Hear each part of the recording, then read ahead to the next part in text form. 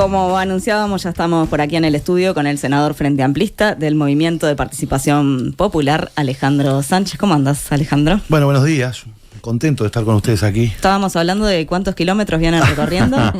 Con Ricardo y con Cristian, que son los dos compañeros que me acompañan, sacamos la cuenta, ya llevamos 30.000 kilómetros hechos. Impresionante. Pero muy contento, hay que hacer más. Hay de que acá hacer hasta más. octubre. Queda todavía. De acá hasta octubre queda un trecho grande. Ahora igual yo me voy a concentrar mucho en el área metropolitana, ya no voy a salir más al interior.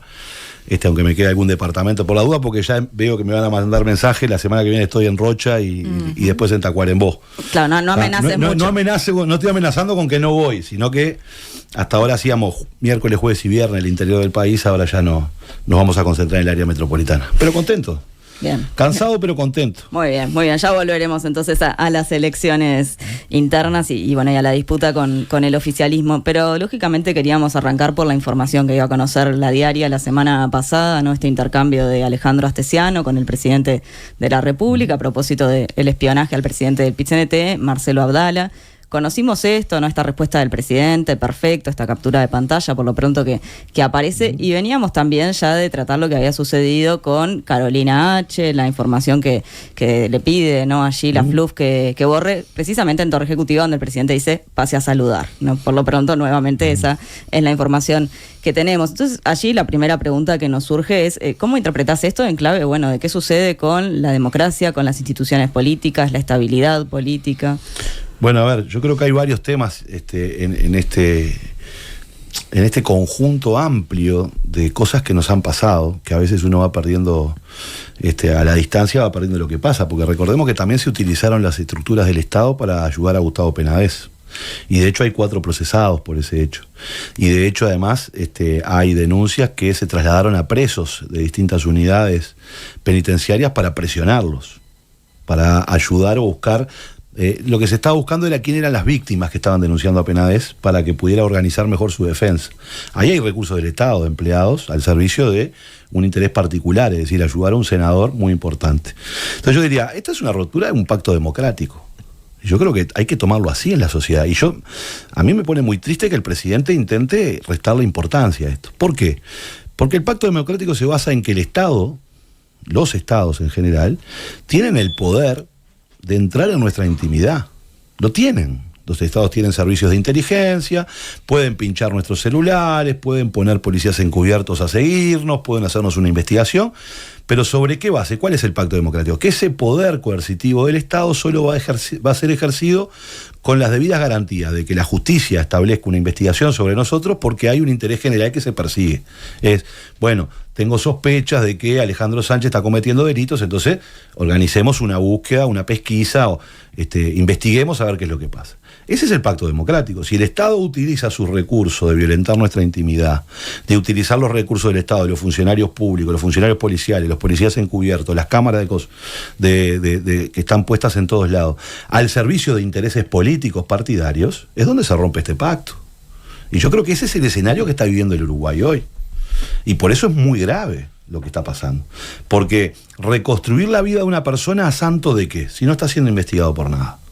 Porque lo que hicieron con Marcelo Abdala, que además lo hicieron con Marcelo Abdala, pero también hay denuncias que lo han hecho contra algunos profesores, contra algunos estudiantes, ¿no? Entonces, cuando se van sumando denuncias y hoy tenemos elementos de prueba, porque lo que terminó pasando es que se movilizan los recursos públicos, se hacen reuniones en Suárez y Reyes en oficinas del Estado uruguayo, de la presidencia, se convoca a narcóticos y se convoca a inteligencia, se dispone de funcionarios públicos para hacer una investigación, se le miente a la Fiscalía, porque este proceso implicó mentirle a la Fiscalía, porque lo que hicieron los policías en definitiva fue...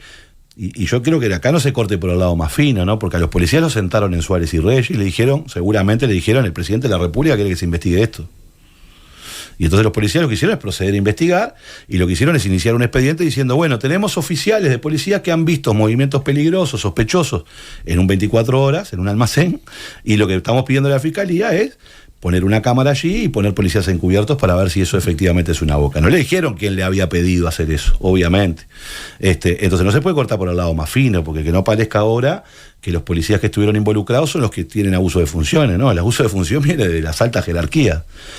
Pero además el secretario del presidente de la República, el secretario personal del presidente de la República, sabía que la reunión que se iba a llevar adelante en Suárez era porque estaban investigando a Abdala. Están los audios entre Astesiano y el secretario de la presidencia, del presidente, perdón. Entonces, hay un conocimiento de que se está llevando adelante una pesquisa. Se utilizan todos los recursos del Estado.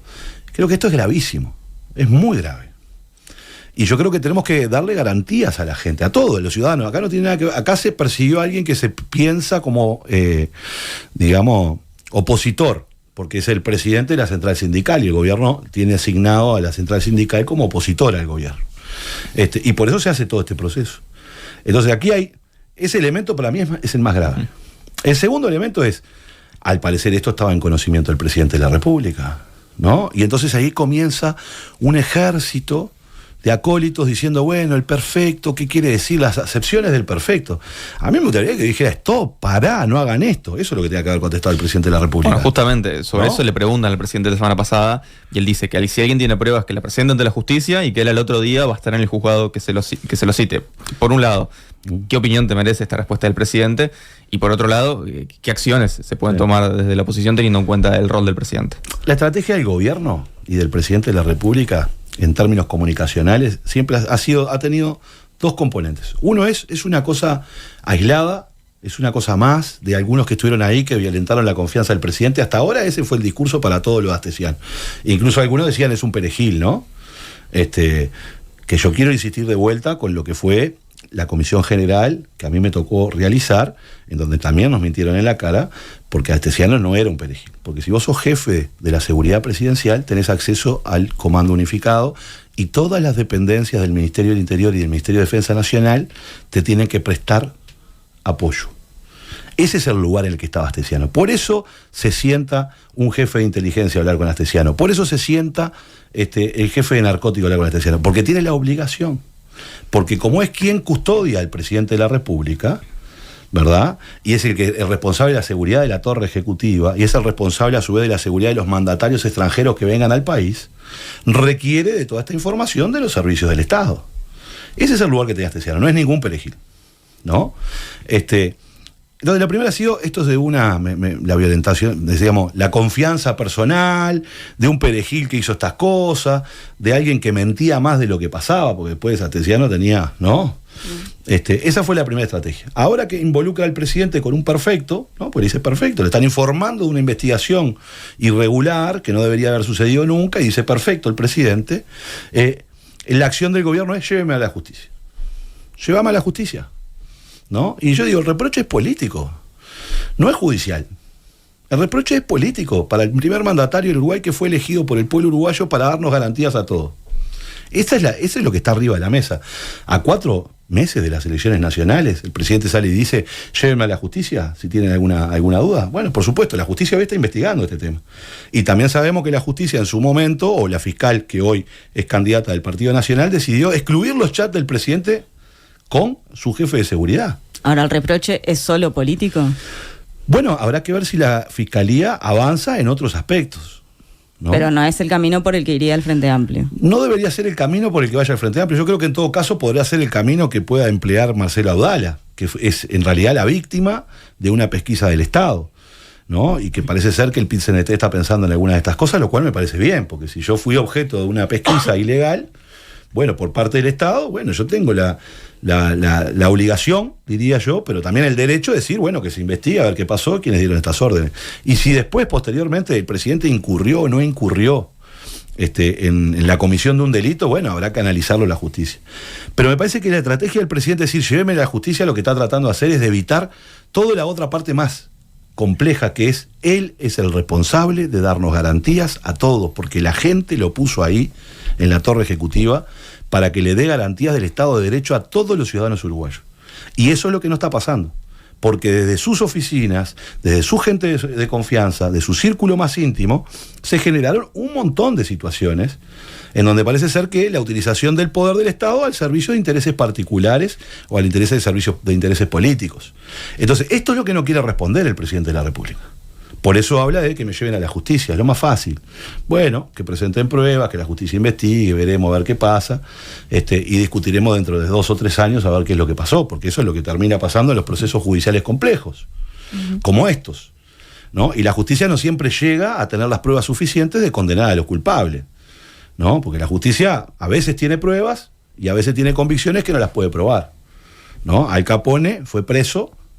Todos sabemos que era el capo de la mafia, pero fue preso por defraudación impositiva. Bueno, a veces la justicia no logra tener la prueba. Y pensando en el rol de la justicia, vos recién mencionabas a la ex fiscal, la que estuvo a cargo de esta investigación, a Gabriela Fossati. Ahora, la que recomienda cometer delitos, ¿no? Exacto, destruir pruebas. Ahora militante del partido, dirigente, militante del Partido Nacional, bueno, y justamente en el marco de una entrevista en Arriba Gente, ella dice esto, dice que bueno, que si le piden el celular al presidente, no debería darlo por un lado, si le piden el celular a ella recomienda destruirlo, ¿no? Bueno, toda una serie de recomendaciones que hace cuando la justicia le pide el celular al presidente o su propio celular. ¿Qué opinión te merece esto? El problema es que es difícil abstraerse del contexto en el que estamos, ¿no? Pues estamos en un contexto complejo. Esta fiscal es la que decidió excluir los chats entre el presidente y su jefe de la Guardia Presidencial. Con lo cual, genera mucha suspicacia, ¿no? Porque estamos investigando al jefe de la Guardia Presidencial, por tanto era relevante conocer, me imagino, pero una fiscal que está investigando era relevante conocer cuál era la comunicación entre el jefe, y más cuando se lo está investigando por asociación para delinquir y tráfico de influencia, donde el jefe de la Guardia Presidencial llevaba adelante un conjunto de acciones supuestamente en nombre de. Por tanto, me parece que es relevante saber si era en nombre de, porque se auto, digamos, porque Astesiano Benet decía, mirá, me dijo el presidente tal cosa, y vos vas a llamar al presidente, capaz que no lo llamás, probablemente no lo llamás, porque asumís que si está al lado, es hombre de confianza del presidente, lleva adelante. Entonces ahí lo razonable era ver si Astesiano actuaba por cuenta propia o actuaba por orden y cuenta del presidente de la República, ¿no? Si el presidente de la República estaba en conocimiento de estas acciones de Astesiano. Pero la fiscal en ese momento decidió que eso no lo iba a investigar y realizó un abreviado con Astesiano, que ahora Astesiano desde la cárcel está mandando decir algunas cosas. Entonces, yo creo que la actuación es bastante reprochable o criticable en el sentido de cuánto. Y esto también viene a caso de lo que dijo el presidente hace muy poco. Hay causas que van a 180 kilómetros por hora y otras que no avanzan. Yo digo, la suya avanzó rapidísimo, presidente. Bueno, ahora cuando decías, de repente, si esto fuera la justicia, podría tardar 3 años en resolverse. Pensaba en eso también, los ritmos de los que Sí, claro. Bueno, por eso digo, porque hay cosas que hay que abstraer. Yo ahora haría un paréntesis sobre qué cosas yo me abstraería del contexto y doy mi opinión. A mí me parece que si la justicia está investigando algo, es relevante y tiene que, por supuesto, no hay que romper el celular. Si la justicia te obliga a entregarlo, lo tenés que entregar, ¿no? Naturalmente. Ahora, me parece que también cabe la discusión de si yo entrego mi celular, va a estar expuesta a toda mi vida íntima por filtraciones, ¿no? Entonces me parece que ahí cabe un tema que también habla de garantía de los ciudadanos. Porque, bueno, está bien, buscame las conversaciones que son claves en tu investigación, no me abras todo el celular, digamos.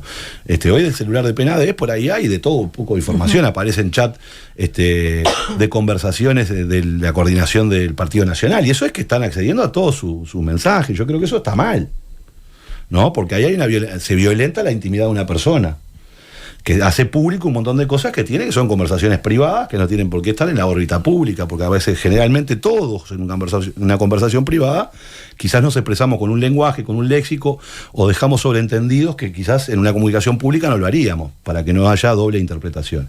Entonces, eso me preocupa también. Yo creo que hay que ponerlo arriba de la mesa como una dificultad.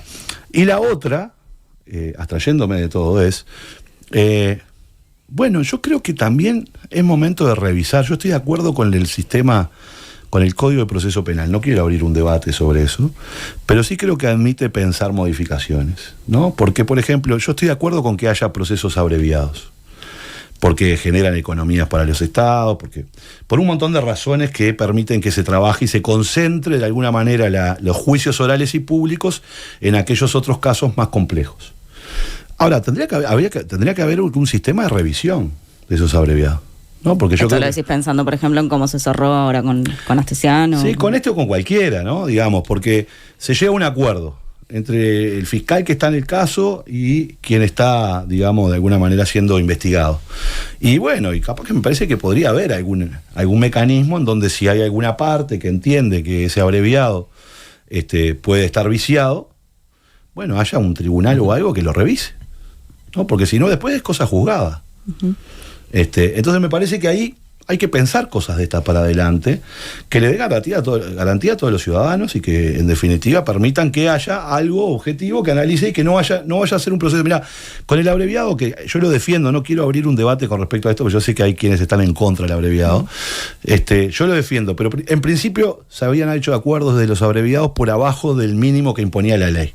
Hicimos una corrección y dijimos, bueno, usted puede hacer un acuerdo, pero si entra entre el margen que establece la ley, entre el mínimo y el máximo, no puede por abajo, ¿no? Bueno, eso lo corregimos. Bueno, yo creo que ahora a futuro habría que pensar si los abreviados que se realizan puedan revisarse, digamos, por un tribunal, no sé. Alguna idea tengo en la cabeza, pero creo que hay que verla para adelante. Pero bueno, esto abstrayéndome de la situación. Sí. Ahora estamos en una situación terrible, ¿no? Terrible, espantosa desde el punto de vista político, con un gobierno que dice que mira para el costado, con un candidato oficialista que no opina de estos temas, ¿no? Cuando fue el secretario de presidencia, porque a ver, tenemos el candidato del oficialismo, era el jefe de los servicios de la presidencia. Porque Álvaro Delgado era el secretario de presidencia, que es el que manda en la torre ejecutiva, ¿no? Porque no es el presidente está dirigiendo el país. Ahora, el que manda todos los servicios de la torre ejecutiva, donde en el cuarto piso pasaban determinadas cosas, en el piso 11 se rompían determinados documentos, o se le exigía a Carolina H. romper determinados documentos que daban cuenta de que nos estaban mintiendo a todos en el Parlamento y en la justicia. Bueno, el responsable es Álvaro Delgado. Tendría muchas cosas que preguntarle a Álvaro Delgado. Bueno, justamente, y pensando en las repercusiones políticas, si vamos no solamente a esta difusión de chats entre el presidente y Astesiano, y vamos por ejemplo al caso reciente de la difusión de chats entre Iturralde y Gustavo Penadez, y luego la renuncia de Iturralde, hubo ahí como un patrón común que fue el hecho, bueno, de salir a defender a los propios. Sí, ¿Vos pensabas que existía la posibilidad de que hubiera una mayor autocrítica? Sí, ¿o una mayor crítica? Más que autocrítica, yo creo que tiene que pedir disculpas a la ciudadanía, porque usaron el Estado como si fuera una estancia, y lo usaron en beneficio propio, y lo usaron para defender a los suyos. Y hay un contexto, porque los chats de Penades, por eso digo, porque es tanto lo que ha pasado, los chats de Iturralde se dan en un contexto. ¿En qué contexto? Hay una denuncia, un senador muy importante del Partido Nacional, hay una conferencia de prensa desde el Parlamento, con el logo del Parlamento, donde Penades da la primera conferencia de prensa, con el ministro del Interior, que es el que debe dar garantías que se deben investigar, porque yo hago una denuncia en Fiscalía y quien investiga son los subordinados del ministro del Interior, poniéndose del lado de Penades, con el presidente de la República saliendo a decir que lo miró a los ojos y le creía, o sea, todo el poder político diciendo estoy de este lado, y en ese contexto donde había funcionarios del Ministerio del Interior de jerarquía que organizaban un flujograma para ver y ayudar a Penades, trasladaban presos en las unidades penitenciarias para ver si podían descubrir quiénes eran. Había otro funcionario de la Corte Electoral buscando información por otro lado. Es decir, había un montaje importante de una parte del Estado, de funcionarios del Estado, trabajando para esto. En ese contexto es que se dan las conversaciones entre Iturralde, que es el presidente del directorio del Partido Nacional, y Penades. No es que se dieron hace 2 semanas. Hace 2 semanas lo conocimos. Pero el contexto era una estructura que al parecer también involucraba al partido político, al presidente del partido político, más determinados militantes de ese partido político en lugares estratégicos del Estado, organizando una defensa de su senador, del senador más importante que tenía, ¿no? Entonces, esto vuelve a demostrar justamente la falta de republicanismo. Porque vos lo que no podés hacer cuando estás en el Estado y tenés el poder es utilizar eso en beneficio de tu fracción. Pero una vez que se conoce, digo, tanto esto de Iturralde como ahora esto último, ¿no? De esta captura de pantalla con el perfecto. Sinceramente, ¿no? Digo la pregunta, pues calculando justamente todos tus años en el Parlamento y que trabajás con distintos legisladores. Acá, por ejemplo, entrevistábamos a Sebastián Andújar y es verdad que en más de una oportunidad hizo ciertas autocríticas, pero es cierto que todo el resto de los nacionalistas, por lo menos los quienes han pasado por además, no han dicho nada. ¿Esperabas, digo, de verdad que hubiese alguna cosa? Decías, bueno, tendrían que haber pedido disculpas, pero ¿creías que era posible que eso sucediera? La esperanza es lo último que se pierde. Y yo creo que frente a un hecho consumado, con elementos, con pruebas evidentes, con la contundencia de los hechos, yo creo que hay que dar siempre espacio para que los actores políticos asuman que se equivocaron. Francamente. Yo critiqué con dureza al presidente de la República porque francamente yo pensé que en el momento cuando discutimos el tema de los expedientes y de los chats entre H y el subsecretario Maciel, el presidente de la República estaba en el exterior y se generó una tensión de una semana donde había un silencio importante del gobierno, yo asumí que iba a venir no solo a pedirle la renuncia a 2 ministros, 2 subsecretarios, sino que iba a decir, bueno, esto estuvo muy mal, y no lo hizo. Y yo salí muy fuerte en redes sociales a decir que se había acabado la decencia en la torre ejecutiva. Porque para mí ahí era la oportunidad de decir, bueno, uno puede, sus entornos, la vorágine lo puede llevar a cometer errores, o incluso a tener un sentido de impunidad de que total puedo hacer cualquier cosa porque no me va a pasar nada, ¿no? Y caer en esa vorágine, o tener un entorno que quizás es muy complejo, que yo no lo puedo dominar del todo, pero llega un momento que cuando aparece la contundencia de los hechos, la característica de la persona es, ¿asume la responsabilidad o no asume? No, bueno, el presidente siempre ha disparado hacia adelante. Era humo y manija la investigación contra Charles y Vergara, lo de Astesiano era un tema que me traicionó a mí. Bueno, creo que lo que ha demostrado el presidente es que no es honesto. Esa es la verdad.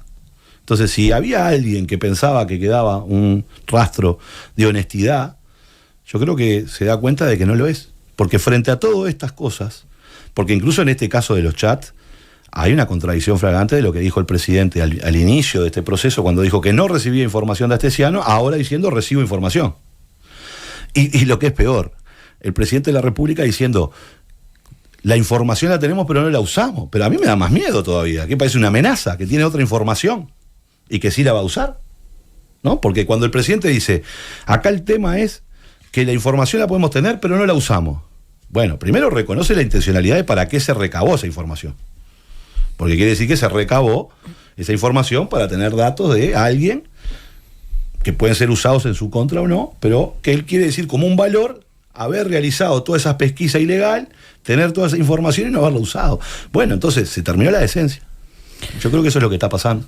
Alejandro, bueno, pensando en lo que se viene, pensando en la campaña, pensando en lo que se viene programando para un eventual futuro gobierno del Frente Amplio, el ex mandatario José Mujica dijo a la prensa que bueno, que en el próximo periodo se podrán volcar recursos para combatir la pobreza infantil, pero que no se puede prometer mucho más porque no se va a tener un mango. No se va a tener un mango, no se va a tener plata. Sin embargo, Lesker, que fue entrevistado aquí por nosotros la semana pasada, sostuvo que la situación financiera va a permitir mover la aguja de manera importante en los principales problemas, ¿no? Hay como una lectura diferente dentro del propio Frente Amplio en cómo va a entregar este gobierno la situación económica del país. No, yo no creo que haya una lectura diferente. Creo que a veces lo que estamos discutiendo son magnitudes. Imagino que Pepe, cuando hace referencia al debate que se está dando sobre terminar con la pobreza infantil o blindar la infancia, que es una forma de decir queremos que no haya más niños pobres en el Uruguay, bueno, está diciendo la cantidad de recursos para garantizar que en el Uruguay no haya niños pobres, seguramente es muy difícil de conseguir todos esos recursos. Ahora, realizar transformaciones estructurales importantes en esa área, me imagino que a eso se refería Olesker, sí se puede hacer. Es decir, hay una diferencia en términos del volumen de dinero y cuánto es lo que hay que hacer, ¿no? Por ejemplo, este gobierno puso $50 millones en el bono crianza y en el spot de Álvaro Delgado dice que con eso está fantástico el tema de la pobreza infantil, lo cual a las luces está claro de que no da para nada. Entonces yo creo que hay que tener una política integral que implica no solo recursos, sino que implica cambiar algunas estructuras de cómo el Estado piensa su intervención social. Esto es, las familias no se fraccionan. No es que por un lado te viene el MIDE porque atiende determinadas cosas y por otro lado te viene el Ministerio de Salud. O sea, en realidad el Estado muchas veces obliga a las familias a dividirse en segmentos estancos porque el Estado está organizado así.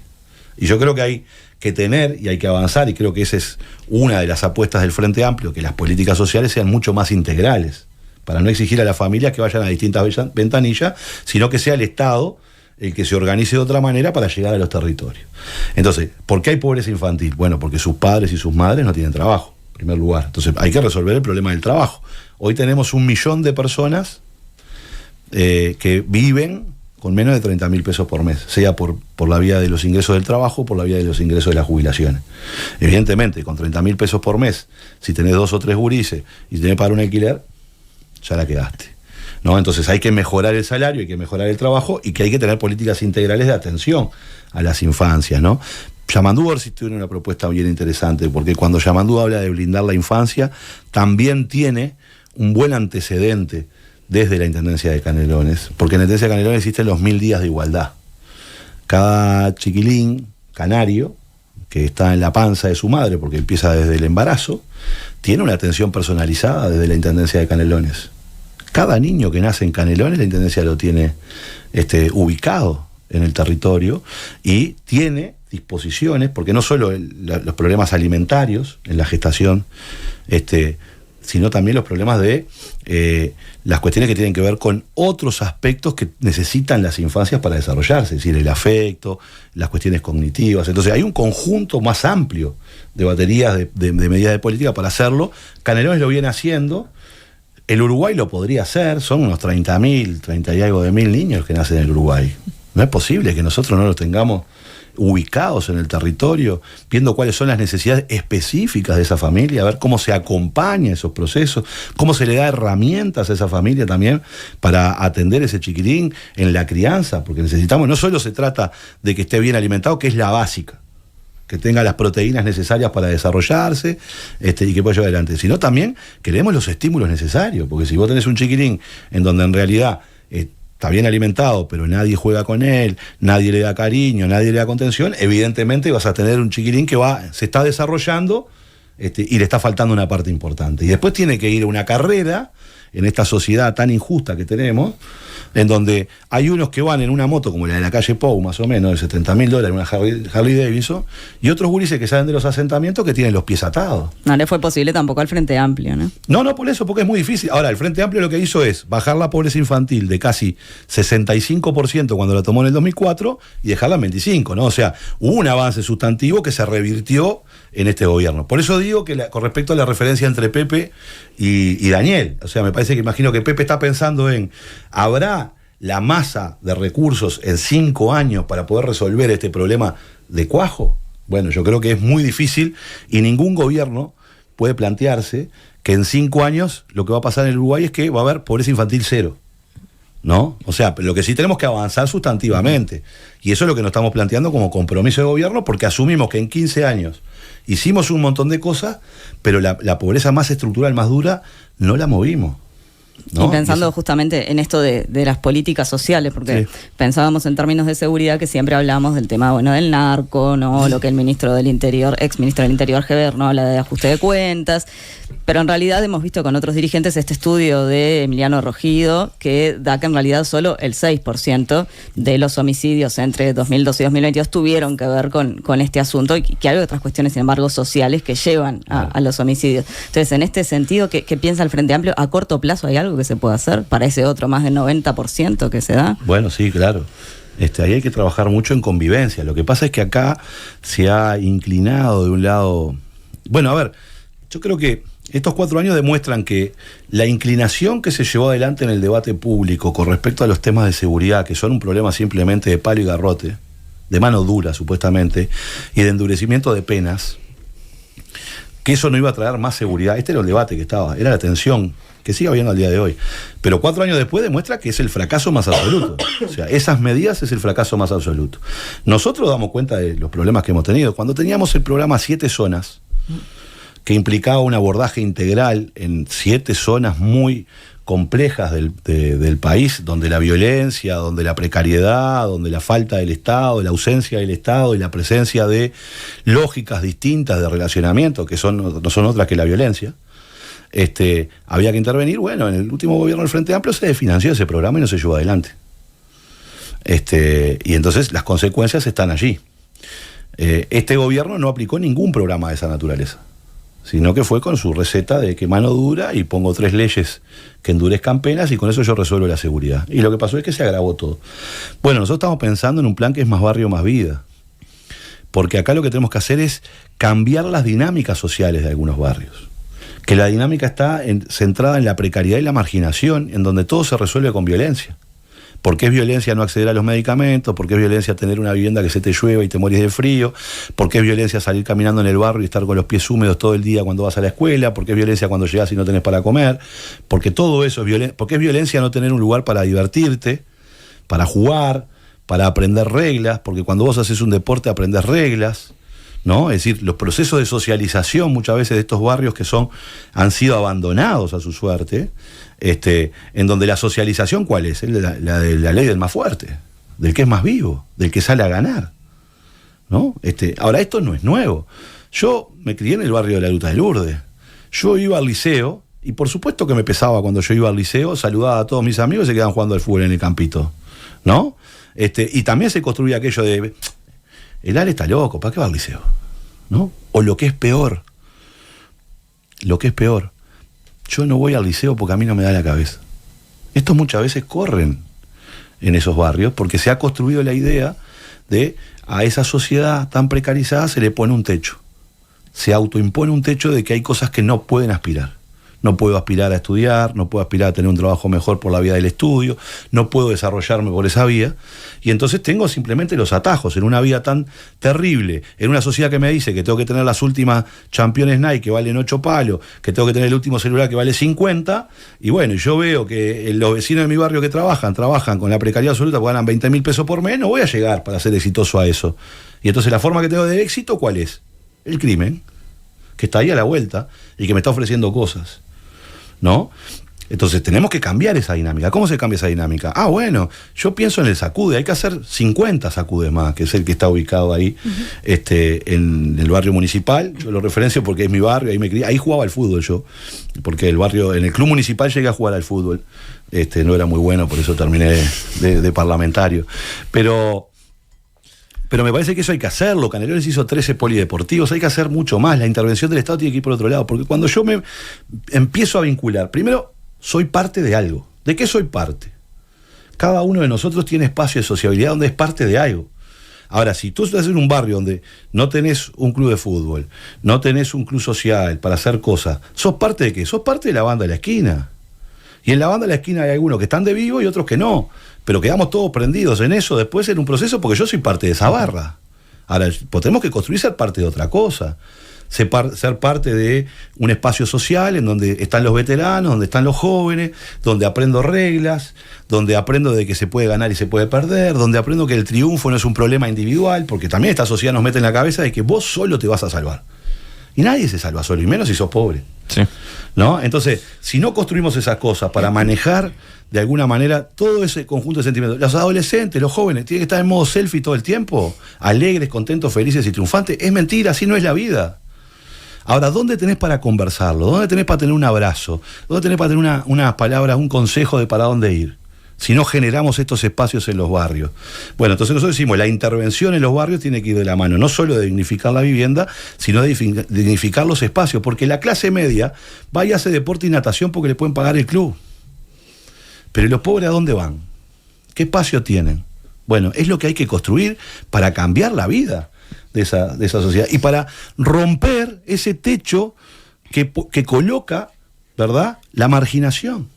Porque el asentamiento también te traga, porque los códigos de vestimenta, de estar en el mundo, son distintos y cuando salís a la afuera, a la ciudad integrada, muchas veces te sentís discriminado y no salís. Entonces, esto es todo un esfuerzo que hay que hacer para volver a tener una sociedad integrada, que dé oportunidades, que dé espacios para conversar sobre nuestra vida, que le den lugar a los viejos. Imaginen, hablamos del problema del país envejecido. En los asentamientos. Tenemos, porque nos quedan pocos minutos. Tenemos que pasar a... Me fui. Pero digo, esto, nosotros tenemos la propuesta que sea más barrio, más vida, porque hay que recuperar esos espacios. Así como el Sacude fue y recuperó una institución que era el club municipal, en donde se festejaban los cumpleaños de 15 y donde había un cuadro de baile y fútbol, recuperás y significás una cosa para transformarla en otra. Hoy hay talleres de teatro, de esto, un montón de cosas. Bueno, eso hay que hacerlo en todos los barrios. Como te decía Sofi, nos quedan poquitos minutos, pero no queremos cerrar la nota sin preguntarte, sin hablar un poquito sobre lo electoral, ¿no? Bueno. De cara a las elecciones internas, las últimas encuestas dan un incremento de la ventaja de Yamandu Orsi por sobre Carolina Cose. ¿A qué le atribuyen este incremento? Bueno, yo creo que, a ver, la campaña va moviendo cosas. Yamandú ya se ha recorrido todo el país, ha tenido presencia en distintos territorios, viene opinando, y cuando nosotros arrancamos la campaña, para poner, digamos, alguna marca, Yamandú Orsi era uno de los candidatos que tenía mayor simpatía en la sociedad en su conjunto y en los frentamplistas en particular, pero tenía un grado importante de desconocimiento. Yo creo que cuando arrancamos la campaña, Yamandú, sin mal no recuerdo, tenía una especie de 18-19% de desconocimiento, incluso dentro de los frentistas, que no lo conocían, ¿verdad? Entonces la principal tarea nuestra era, tiene que conocer a Yamandú, ¿no? Para poder ver las virtudes que tiene, las propuestas que tiene, la forma de encarar las cuestiones políticas. Y de ahí se trazó una estrategia, ¿verdad? Que la estrategia era la capilaridad, Yamandú en los territorios. Yamandú tuvo 20 años de gestión en Canelones, ¿verdad? Había que llevarlo al interior del país, a las localidades del interior del país, y también traerlo a la capital del país, a distintos barrios, en un trabajo de que recorriera el territorio. Y es lo que hizo en esta campaña, ¿no? Incluso en los peores momentos. Porque yo recuerdo que cuando surgió la denuncia falsa contra Yamandú, que fue un golpe muy fuerte a su familia, a él, al equipo que estábamos allí, al otro día teníamos que ir a Paysandú. Y a mí yo quedé sorprendido, porque uno para estar en esta actividad tiene que tener el cuero duro, pero yo quedé gratamente sorprendido cuando Yamandú dijo, no suspendemos nada, vamos. ¿No? Estás en un momento en donde están diciendo cosas las más terribles de vos, con gurises más o menos adolescentes, y que vos digas, bueno, no, yo encaro esto con mi familia hoy y mañana estoy en Paysandú, ¿no? Eso habla de la convicción y de la entereza con que asume alguien el liderazgo de poder conducir el país. Y yo creo que esas cosas son los que le ha dado a Yamandú la posibilidad de que mucha gente en este proceso, que no lo conocía, o quizá alguno que podía pensar que iba a votar a otra compañera o otro compañero, decidiera apoyar la candidatura de Yamandú en este proceso interno. Y ese es el crecimiento que ha tenido, me parece, la distancia que va marcando. Ahora habrá que esperar el mismo 30 de junio, quedan 15 días, la tarea de cada uno de nosotros es muy importante, los militantes, ¿no? De cada uno de nosotros los militantes, de poder llevar la lista. En Montevideo, ya aprovecho para hacer alguna información importante, en Montevideo tenés que llevar la lista en el bolsillo. Yo diría en Montevideo, en todo el país, pero lleva tu lista. Porque si entras al cuarto secreto a buscar tu lista, va a ser un problema grande. Porque hay muchísimas listas. Yo no sé cómo van a hacer ahora en la Corte Electoral, pero va a tener que poner muchísimas mesas porque hay muchísimas listas. Recordemos que acá se votan 2 listas además, entonces eso hace que esas listas tienen que estar desplegadas, es el doble. Hay una cantidad gigantesca de listas. Si vas sin lista al cuarto secreto, probablemente lo que te pase es que no encuentres la lista que querías votar. Bueno, ese es el esfuerzo que estamos haciendo los militantes. Nosotros vamos a estar recorriendo 18 de julio, ahora 8 de octubre, caminando, yendo, hay mesitas por todos lados, los comités de base, bueno, repartiendo listas. Otros 35.000 kilómetros de acá a la selección. Adentro. Pero bueno, me parece que eso es importante que la gente lo sepa, porque si no se va a chocar. Sí, con miles de listas. Contra un muro infranqueable de lista que va a ser muy difícil. Pero bueno, me parece que es esa los resultados de Yamandú, y bueno, creo que nosotros sentimos que la campaña es exitosa en ese sentido, que ha logrado poner arriba de la mesa el valor de los atributos de Yamandú Orsi, que eso ha permitido que muchos frentistas, y no solo frentistas, vieran en él, tuvieran la confianza suficiente para encargarle, digamos, la tarea de representar al Frente Amplio en la conducción de un próximo gobierno nacional. Alejandro Sánchez, senador frente amplista del MPP, muchas gracias por estar hoy en Nada que Perder. Muchas gracias a usted. A ver si la próxima me invitan a jugar a la maquinita que tienen acá. Tenemos acá al lado. La próxima la aprendemos. Sí, vamos a ver. Hasta allá. Gracias.